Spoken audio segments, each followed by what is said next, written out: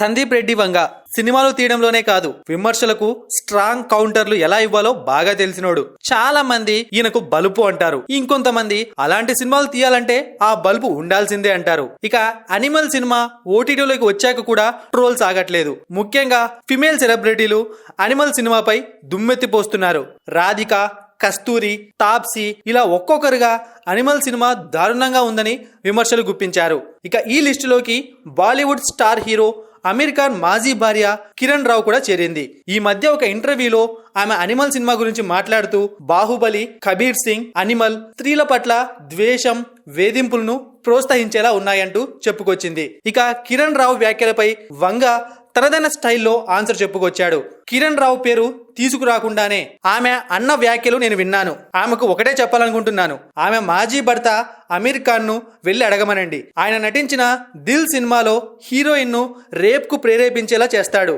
అది కూడా ఆమె తప్పు చేసిందని నమ్మిస్తాడు. చివరికి ఆ అమ్మాయి హీరోనే ప్రేమిస్తుంది. మరి ఇదంతా ఏమిటి? ఇలాంటివన్నీ తెలుసుకోకుండానే మాపై ఎలా దాడి చేస్తారో అర్థం కావడం లేదు అని చెప్పుకొచ్చాడు. ప్రస్తుతం సందీప్ వ్యాఖ్యలు నెట్టింట వైరల్ గా మారాయి.